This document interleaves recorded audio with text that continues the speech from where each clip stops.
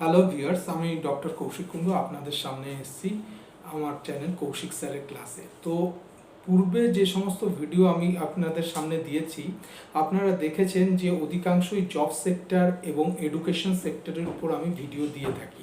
তো আজকের ভিডিওটা এনেছি সম্পূর্ণ অন্য ধরনের ভিডিও নিয়ে। তার কারণ হচ্ছে, আমাকে অনেকেই বলেন গভর্নমেন্ট সেক্টরের উপর কোনো ভিডিও দিতে বা গভর্নমেন্ট সেক্টর জবের উপর কিছু বলতে। অনেকেই ভিউয়ার্স জানতে চেয়েছেন যে শুধু তো আপনি প্রাইভেট সেক্টরের উপরেই বলে থাকেন বা প্রাইভেট সেক্টরের উপরেই ভিডিও দিয়ে থাকেন, তো কিছু একটা দিন গভর্নমেন্ট সেক্টরের উপর, যাতে স্টুডেন্টরা শুধুমাত্র প্রাইভেট সেক্টর নয়, গভর্নমেন্ট সেক্টরের উপরেও তারা যাতে ভালোভাবে চাকরি করতে পারে। তো আজকের ভিডিওটা সম্পূর্ণ অন্য ধরনের ভিডিও, গভর্নমেন্ট সেক্টরের ভিডিও দিচ্ছি আমি। আজকে ভিডিও শুরু করার আগে যে কথাগুলো আবারও বলে থাকি, সেটা হচ্ছে যে আপনারা আমাকে প্রচুর সাপোর্ট দিচ্ছেন, তার জন্য প্রচুর প্রচুর ধন্যবাদ আপনাদের। এবং সবচেয়ে বড় কথা কি, আজকের ভিডিওটা প্রথম থেকে শেষ অবধি দেখবেন, কেননা যারা যারা গভর্নমেন্ট সেক্টরে বসবেন তাদের জন্য ভীষণভাবে ইম্পর্টেন্ট। একদম ফার্স্ট মিনিট থেকে লাস্ট মিনিট অবধি দেখবেন, পেন্সিল এবং খাতা বা কলম খাতা নিয়ে বসবেন, সম্পূর্ণটা নোট ডাউন করবেন। যদি ভালো লাগে প্রত্যেকটাতে লাইক শেয়ার করবেন এবং সবাইকে দেখার জন্য সাবস্ক্রাইব করতে আমি বলবো। তার কারণ হচ্ছে, আরও নতুন নতুন ভিডিও পেতে আপনারা আমার ভিডিও সাবস্ক্রাইব করবেন। আরও কোন সেক্টরের উপর ভিডিও দিলে আপনাদের উপকারে আসতে পারি সেটা অবশ্যই জানাবেন। অবশ্যই আর আপনাদের যদি কোনো কোশ্চেন থেকে থাকে অবশ্যই আমি উত্তর দেবো, কেননা আমি আগেও বলেছি এখনো অবধি আমি লাইভ করছি না। লাইভ করলে তো সরাসরি উত্তর দেবো, যতক্ষণ না লাইভ করছি আপনারা কমেন্ট বক্সে কমেন্ট করলে, কোশ্চেন করলে অবশ্যই উত্তর দেবো। তো কথা না বাড়িয়ে আজকে চলে আসি আমাদের যেটা টপিকের উপর ভিডিও দিচ্ছি তার উপর। তো আজকের ভিডিওর টপিক হচ্ছে top 12 jobs in government sector. 12 class পাশের পর স্টুডেন্টরা কি কি ধরনের জব গভর্নমেন্ট সেক্টরে পেতে পারে ভারতে, মানে ইন্ডিয়াতে, সেগুলো নিয়ে। তো ফার্স্ট যে জবটা আমরা নিয়ে আলোচনা করব সেটা হচ্ছে এসসিআরএ। এসসিআরএ কথাটার ফুল ফর্ম হচ্ছে special class railway appendix. Special class railway appendix এর জন্য কোয়ালিফিকেশন কি লাগে বন্ধুরা, যারা যারা মনে করছেন যে 10+2 পর গভর্নমেন্ট সেক্টর দেবেন, তো 10+2-তে আপনাকে সায়েন্সে স্পেশালাইজেশন হতে হবে। এজ কত হতে হবে? এজ হতে হবে হচ্ছে 17 থেকে 22-এর মধ্যে। ইন্টারভিউ প্রসেস কি কি প্রসেসের মাধ্যমে হয়? 1 নম্বর হচ্ছে রিটিন টেস্ট হয়, 2 নম্বর হচ্ছে ইন্টারভিউ হয়, তারপরে হচ্ছে মেডিকেল টেস্ট হয়। মেডিকেল টেস্ট হয়ে আপনাকে রেলওয়ে অ্যাপেন্ডিক্স হিসাবে জয়েন করিয়ে নেওয়া হয় এবং তারপরে দেখা গেল যে রেলওয়ে কোম্পানি আপনাকে প্রায় 4 বছরের একটি কোর্স করায়, সেটা হচ্ছে বিটেক ইন মেকানিক্যাল ডিপার্টমেন্টে কোর্স করায় এবং তারপরে এই কোর্সটা করার সাথে সাথে আপনি একটা বড় পোস্টে কিন্তু চাকরি যোগ্যতা পেয়ে যান এবং বড় পোস্টে সেখান থেকেই জয়েনিং হয়ে যায়। এটা হচ্ছে ফার্স্ট। বোঝা গেল বন্ধুরা? 10+2 পর সায়েন্সে আপনাকে হতে হবে এটা। কেউ যদি আরও ডিটেলসে জানতে চান, আমি প্রত্যেকটার আলাদা আলাদা ভিডিও দেবো, কোনো অসুবিধা নেই। সেকেন্ড যেটা আছে সেটা হচ্ছে ন্যাশনাল ডিফেন্স একাডেমি। এটা হচ্ছে আর্মি সেক্টরের উপর ভিডিও। আপনারা যদি কেউ কেউ আর্মিতে যেতে চান, সেখানে হচ্ছে 10+2 ইন এনি স্ট্রিম, মানে যে কোনো স্ট্রিমে। আপনি সায়েন্সে হতে হবে এমন নয়, যে আপনি আর্টসে হতে পারেন, কমার্সে হতে পারেন, কিংবা সায়েন্সে হতে পারেন। কি কি সিলেকশন মেথড আছে? সিলেকশন মেথড হচ্ছে আপনাকে রিটিন টেস্ট দিতে হবে, আপনাকে ইন্টারভিউ দিতে হবে এবং আপনার মেডিকেল এক্সামিনেশনস হবে, এইগুলো পাশ করে গেলে। বয়স কত হতে হবে? বয়স হচ্ছে 16.5, মানে 16.5 থেকে 19.5-এর মধ্যে, মানে 19.5-এর মধ্যে আপনার কিন্তু এজ গ্রুপ হতে হবে। থার্ড যে পয়েন্ট জিনিসটা নিয়ে আমি বলবো, থার্ড যারা মনে করছেন যে আরও কি কি গিয়ে আছে, সেখানে হচ্ছে technical entry in Indian army. Technical entry মানে কি? আপনি টেকনিক্যাল কোনো ব্যাপারে আপনাকে নেওয়া হচ্ছে, আপনার কোয়ালিফিকেশন কি হতে হবে? 10+2-তে আপনাকে অবশ্যভাবে আপনাকে সায়েন্সে পাস করতে হবে। আপনার হায়ারিং মেথড কি, মানে selection of the interview method কি? আপনাকে করতে হবে অনলি ইন্টারভিউ, এখানে এসএসবি ইন্টারভিউ হয়। আপনার এজ কত হতে হবে? এখানেও এজ হচ্ছে 16.5 থেকে 19.5, মানে হচ্ছে 16.5 বছর থেকে 19.5 বছর অবধি আপনার বয়স কিন্তু হতে হবে। ফোর্থ যে জায়গাটা আসছি সেটা হচ্ছে স্টাফ সিলেকশন কমিশন বা এসএসসি পরীক্ষা। কোয়ালিফিকেশন কি হবে, আপনার 10+2-তে 50% মার্কস আপনাকে পেয়ে পাস করতে হবে। এখানে এজ কিন্তু অনেকটাই বেশি, মানে 18 থেকে 27 এজ, মানে হচ্ছে আপনাকে 18 থেকে 27 বছর বয়স। আপনাকে রিটিন টেস্টে 3টে সেক্টরে পাস করতে হবে, মানে স্টেজ 3 সেক্টর আপনার অবধি, যে মানে প্রথমে স্ক্রিনিং, তারপরে কিন্তু আরেকটা টেস্ট এবং তারপরে আরেকটা টেস্টের মাধ্যমে যেতে হতে পারে। এটা হচ্ছে ব্যাপার। ফোর্থ গেল, এটা ফিফথ যেটাতে আসবো সেটা হচ্ছে এয়ার ফোর্সে একটা ওপেনিং রয়েছে, সেটা হচ্ছে এয়ারম্যান পোস্টে। এখানেও আপনার কোন 10+2 পাস করতে হবে এনি স্ট্রিমে। বয়স কত হতে হবে, বয়স হতে হবে 18 থেকে আপনার 22 বছরের মধ্যে।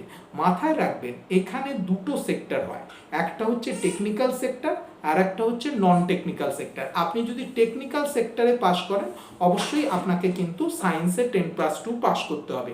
আপনি যদি মনে করেন যে আমি নন টেকনিক্যাল সেক্টরে যাব, সেখানে আপনি কিন্তু এনি স্ট্রিমে কিন্তু নন টেকনিক্যাল সেক্টরে পাস করতে পারেন। তারপরেরটা মানে সিক্স যে জায়গাটা বলবো, সিক্স হচ্ছে টিকিট কালেক্টর। টিকিট কালেক্টর আপনারা জানেন ইন্ডিয়ান রেলওয়ের একটা পোস্ট। এখানে 10+2 আপনি এনি স্ট্রিমে পাস করতে পারেন। এজ কত আপনার হতে হবে, 18 থেকে 30-এর মধ্যে হতে হবে। আপনার কি কি প্রসেসের মাধ্যমে হায়ারিং হয়, প্রসেস হচ্ছে আপনাকে সিলেকশন টেস্ট বা রিটিন টেস্ট আপনাকে দিতে হবে, তারপর আপনার ইন্টারভিউ থাকবে এবং তারপরে হচ্ছে মেডিকেল গ্রাউন্ড বা মেডিকেল রাউন্ড একটা থাকবে। নেক্সট যেটাতে আসবো মানে হচ্ছে 7th নম্বর, প্রত্যেকে কিন্তু একদম খুব ভালো করে শুনবেন। 7 যে জায়গাটা আছে সেটা হচ্ছে রেলওয়ের গ্রুপ ডি পোস্ট। এখানে কোয়ালিফিকেশন কি, মনে রাখবেন আমরা কিন্তু ভিডিও দিচ্ছি 10+2 এর জন্য, কিন্তু এখানে কোয়ালিফিকেশন আপনাকে 10 পাস করতে হবে। 10 পাস হচ্ছে উইথ 50% মার্কস নিয়ে আপনাকে 10 পাস করতে হবে। আপনার হায়ারিং মেথড কি হবে, রিটিন টেস্ট হবে এবং মেডিকেল চেক আপ হবে। মেডিকেল চেক আপে আপনি যদি পাস করেন তাহলে অবশ্যই কিন্তু আপনি এই জবটা পাবেন। কি কি জবের এখানে ফাংশন থাকে জেনে নিই, হচ্ছে ট্র্যাকম্যান থাকে, হেল্পার থাকে, পোর্টার থাকে, এটসেট্রা আরও অনেক কিছু পোস্ট থাকে।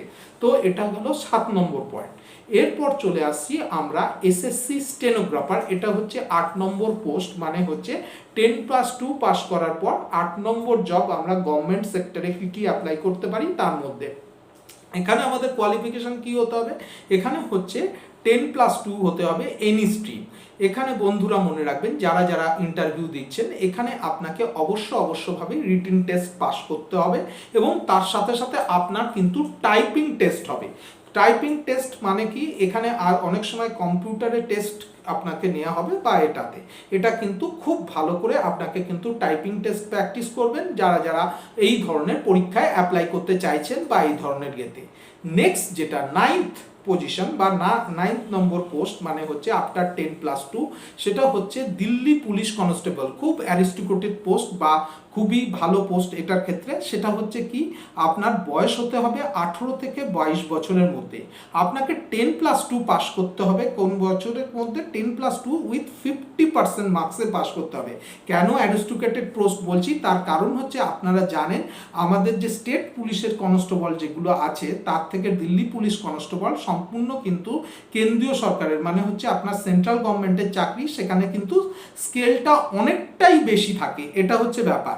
আপনাকে আর দুটো সিলেকশন, কি কি সিলেকশনের মাধ্যমে হয়, 1 নম্বর হচ্ছে আপনার রিটিন টেস্ট হবে এবং তারপরে আপনার মেডিকেল চেক আপ হবে। তাহলে এটা গেল 9 পয়েন্ট। বন্ধুরা এবার যারা যারা জব করতে চাইছেন তাদের জন্য 10th যে পজিশন রয়েছে বা 10+2 পজিশন পাস করার পর 10th সেক্টর, সেটা হচ্ছে কি, সেটা হচ্ছে state police constable. State police কনস্টেবলের মধ্যে আমাদের যেমন ওয়েস্ট বেঙ্গল আছে, ইউপি রয়েছে, বিহার রয়েছে, উত্তরাখণ্ড রয়েছে। প্রত্যেকটা স্টেটের আলাদা আলাদা করে পরীক্ষা হয়। এজ হতে হবে কত, 18 থেকে 22-এর মধ্যে এজ হতে হবে।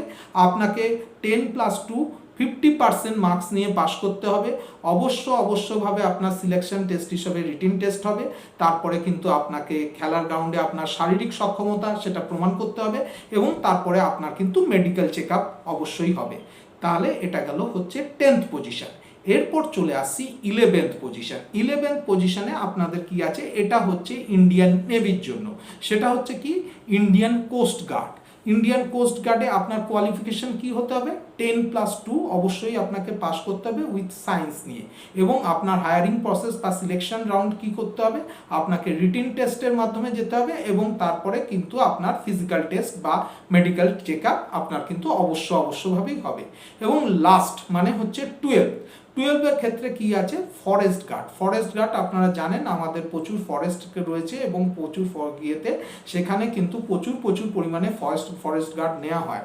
বয়স কত হতে হবে, 18 থেকে 22 বছরের মধ্যে আপনার বয়স হতে হবে এবং আপনার সিলেকশন প্রসেস কি হবে, রিটিন টেস্ট এবং তার সাথে সাথে আপনার কিন্তু ফিজিক্যাল চেক আপ বা মেডিকেল টেস্ট হবে। তো বন্ধুরা, আজকের যে ভিডিও আপনাদের সামনে আমি নিয়ে এলাম, যে গভর্নমেন্ট সেক্টরের উপর আপনাদের যে ডিম্যান্ড ছিল যে কিছু একটা বলুন গভর্নমেন্ট সেক্টরের স্টুডেন্টদের জন্য বা গভর্নমেন্ট সেক্টরের ছেলেমেয়েদের জন্য যারা গভর্নমেন্ট সেক্টরে ভালো চাকরি করতে চান। তো 10+2 প্রচুর মানুষ পাস করছেন এবং প্রচুর লোকরা পাস করছেন। সেখানে 10+2দের জন্য এই 12টা খুব ভালো পোস্টের কথা আমি বললাম ভিডিওতে। আশা করা যায় যারা পরীক্ষায় বসবেন তারা খুব উপকৃত হবেন।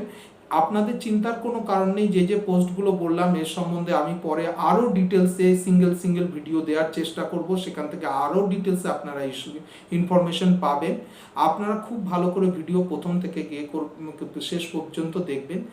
পরিষ্কার বললাম যে যারা ভিডিও ভালো লাগলো অবশ্যই লাইক শেয়ার করবেন, সাবস্ক্রাইব করবেন। দেখতে থাকুন কৌশিক স্যারের ক্লাস চ্যানেল। পরবর্তীতে দেখা হচ্ছে আরও সুন্দর একটা ভিডিও নিয়ে। নমস্কার।